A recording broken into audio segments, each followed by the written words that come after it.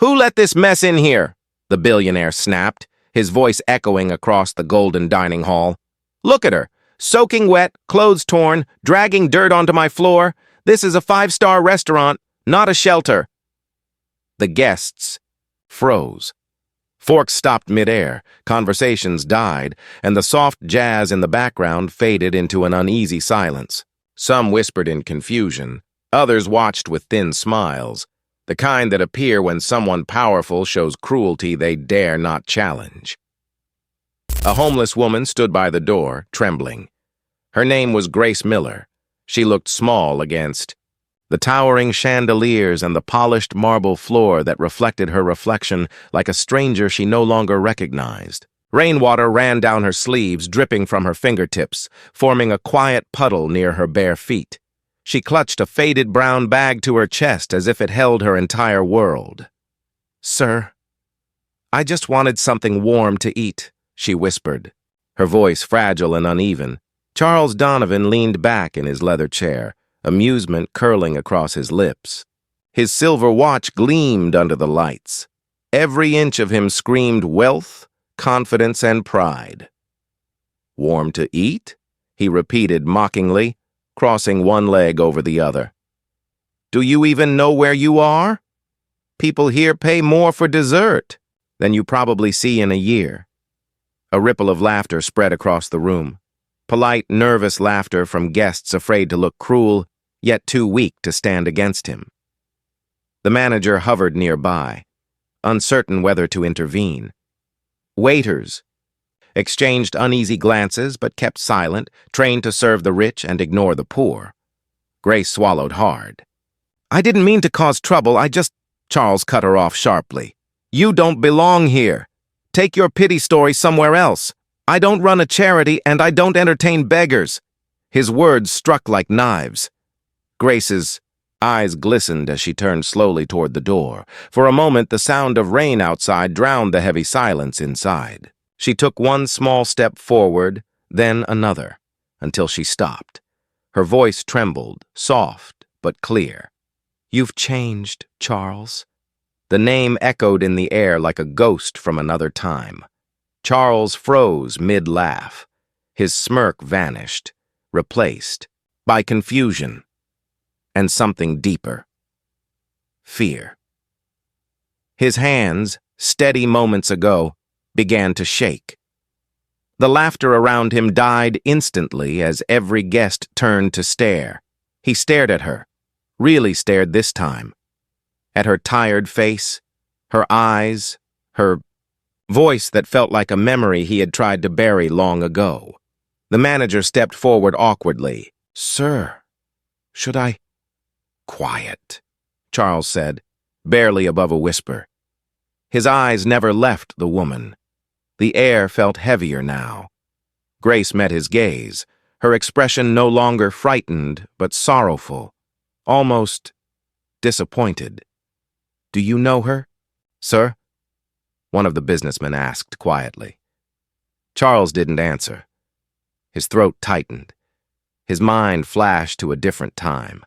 A small kitchen, a warm laugh, the smell of homemade soup, a gentle voice that once told him, "Kindness is what keeps people human, Charles." He blinked, shaken, forcing himself back to the present. Grace was still there.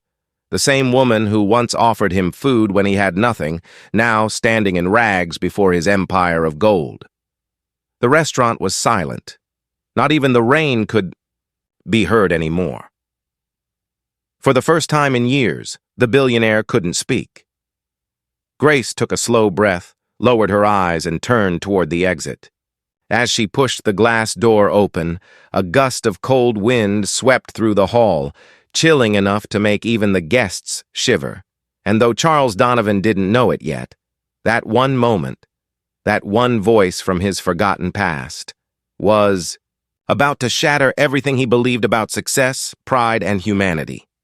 Wait, the word escaped Charles's mouth before he could stop it. His voice, usually strong and commanding, came out uneven, almost weak. The woman paused near the door but didn't turn. The guests exchanged glances, whispering among themselves. Charles rose slowly from his seat, the chair scraping softly against the marble floor. The sound echoed across the quiet restaurant. "Bring her a seat," he ordered the waiter. The waiter hesitated, unsure if he heard correctly. The same man who moments ago demanded her removal now wanted her seated? "Sir?" Charles's gaze hardened. "I said, bring her a seat." Grace turned slightly, confusion flickering in her eyes. "It's fine," she murmured. "I'll leave." But Charles shook his head. "Sit. You wanted something warm to eat. Then eat." Whispers erupted around the room like a sudden windstorm. Guests craned their necks, phones discreetly lifted to record the scene. The arrogant billionaire offering a meal to the woman he just humiliated? No one understood what they were witnessing. Grace hesitated, then slowly walked back. Her footsteps were faint, her wet clothes leaving dark marks on the shining white tiles.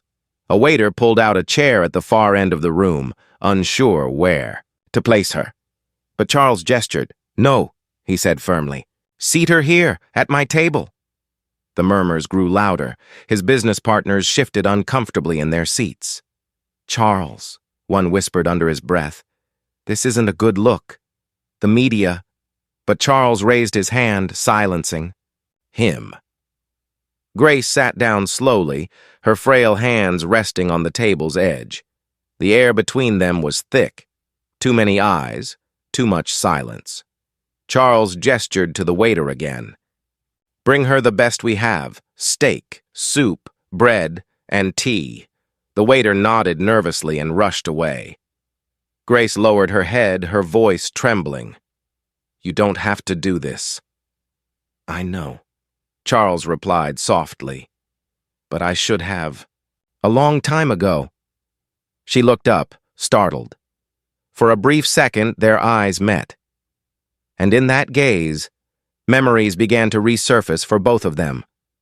Grace's face, though aged and tired, carried the same warmth that once filled a small kitchen. 20 years ago. The same face that had smiled at a boy too poor to afford his next meal. As the waiter placed a steaming bowl of soup before her, Grace's hands trembled. She muttered a quiet prayer under her breath, then took her first sip. Tears slipped down her cheeks. "I used to cook meals like this once," she whispered faintly, "for someone who promised he'd never forget me." Charles's chest tightened. His reflection in the glass window across the room looked unfamiliar. A man who had traded kindness for power. For the first time in his empire of gold and marble, the billionaire fell silent. As Grace quietly sipped her soup, the soft clinking of her spoon seemed louder than the murmurs around them. Charles's mind wasn't in that restaurant anymore.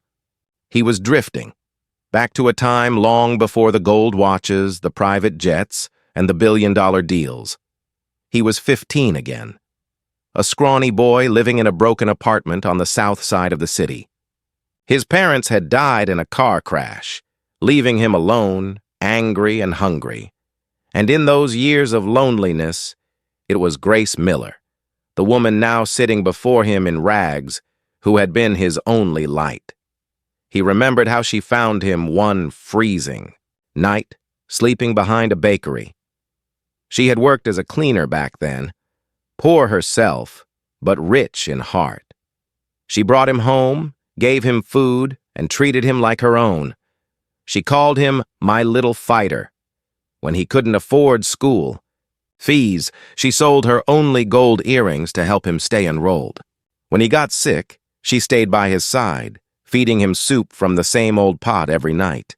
And when his first small business idea began to grow, when he finally started earning, he promised her, "Grace, one day I'll make you proud. You'll never have to worry again." But life moved fast. His company exploded into success. Reporters, investors, and luxury became his new world. And in the chase for power, he forgot the woman who once saved his life. Years later, when she came to his office looking for help, old, sick, and struggling, she never even made it past the reception. His assistant had turned her away, saying, Mr. Donovan is too busy for charity cases. Now, as she sat quietly before him, dressed in rags and eating soup at his table, that memory burned through him like fire. Charles lowered his head, guilt swelling in his chest. He whispered softly, almost to himself, "You kept your promise, Grace, and I broke mine." Grace looked up at him, her eyes glistening, not with anger but with a sadness too deep for words. And in that silent moment, the billionaire realized he hadn't just forgotten Grace. He had forgotten who he used to be. For a long, trembling moment, the grand dining hall was silent, the kind of silence that echoes louder than thunder. The billionaire everyone once feared sat motionless, staring at the woman he had forgotten, Charles Donovan, a man used to giving orders that could change lives, now found himself unable to speak a single word. His throat tightened, his chest ached, and for the first time in years, the confident mask cracked. Grace set her spoon down gently, sensing his turmoil. "You don't have to say anything, Charles," she murmured, her voice soft yet steady. "I didn't come for pity. I came for peace." But her calmness broke him even more. He pushed his chair back abruptly, the sound echoing through the quiet hall. The staff froze. Guests turned their heads, curious. The billionaire stood up, his voice low but shaking with emotion. "Everyone," he said, his tone trembling yet commanding. "I owe this woman an apology, a public one." Gasps rippled through the room. "This woman," he continued, his eyes glistening, "is not just anyone. Years ago, when I had nothing, not even a roof over my head, she took me in. She fed me, believed in me, and gave me hope when the world gave me nothing. Everything I am today, every success, every luxury, it all started because she cared." He paused, his voice breaking. "And when she needed me, I wasn't there. I turned her away. I forgot her." No one moved. Even the waiters stood still, holding their trays mid-air. Then, to everyone's disbelief, Charles walked around the table and slowly knelt before Grace. His sharp suit brushed the marble floor as he bowed his head. "I'm sorry, Grace," he whispered, "for forgetting the hands that once held me up, for letting pride blind me, for becoming the man I once promised I'd never be." Tears welled in her eyes. "Oh, Charles," she breathed. He looked up, determination cutting through, the shame. "You'll never live another day in struggle. From this moment, you have a home, mine. You'll have care, comfort, everything you deserve, not as charity, but as family." The crowd broke into soft murmurs. Some even clapped quietly, others wiping away tears. Grace shook her head, smiling faintly through the emotion. "I never wanted your riches, Charles. I only ever wanted to see that heart again, the one that used to care." And in that instant, he understood. Redemption wasn't in wealth or grand gestures, it was in humility. Charles stood, pulled her gently to her feet, and embraced her like a son would his mother. The entire restaurant, once filled with noise and arrogance, erupted into a standing silence of respect. The billionaire had finally reclaimed the one thing money could never buy: his humanity. The restaurant lights dimmed as the rain outside softened to a drizzle.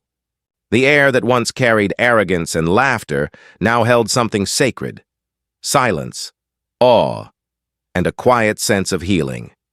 Charles sat beside Grace at the golden table, his trembling hands still wrapped around hers. He had spent his whole life signing million-dollar contracts, shaking hands with kings and CEOs, but never had a single handshake meant more than this. "I don't deserve your forgiveness," he said quietly. Grace smiled, her voice gentle. "That's where forgiveness begins, Charles, when you realize you never deserved it, but still choose to give it." Those words struck deep. His eyes glistened. "Let me help you now," he insisted. "I'll buy you a house, get you care, food, anything." She shook her head softly. "You already have, my boy. You've remembered." Her words hung in the air, powerful in their simplicity. Charles's eyes filled again, realizing that no fortune, no mansion, no empire could compare to this single moment of grace, the kind of grace that his money could never buy. A waiter approached hesitantly, breaking the silence. "Sir, your guests are waiting for dessert. Should I—" Charles raised his hand. "No," he interrupted softly. "Tonight the menu changes." He stood, turned toward the audience of stunned diners, and spoke with a voice that carried across the marble hall. "Tonight, every meal served here will be given free to anyone who walks through those doors hungry. Whether they wear a suit or rags, they'll be treated with respect, with dignity, because no one deserves to be turned away the way I turned her away." A stunned silence followed, then applause, rising, echoing, filling every inch of the grand hall. Grace smiled, a single tear gliding down her wrinkled cheek. She whispered, "Now that's the Charles I remember." Days turned to weeks. A new sign appeared on the restaurant's door. "Everyone eats here." Homeless men, struggling mothers, orphaned children, all came. They were fed, greeted, and seated like honored guests.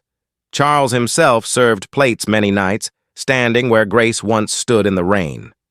But one morning, she didn't show up. Charles found a letter waiting for him in her chair. "My dear Charles, I came to remind you of who you were and who you could be again. My journey ends, but yours begins anew. Keep feeding others, not just with food, but with kindness. That's the meal that never runs out. Grace." Tears fell as he folded the note, placing it in his wallet, next to his business cards, his fortune, and his pride. That night, he renamed the restaurant Grace's Table. And as the camera pans out, through the glowing windows, into the city lights, one final line appears on the screen. "Be kind. You never know whose life you're changing, or whose grace you're returning." If this story touched your heart, share it with someone who's forgotten the power of kindness. Because sometimes one act of grace can rewrite an entire life.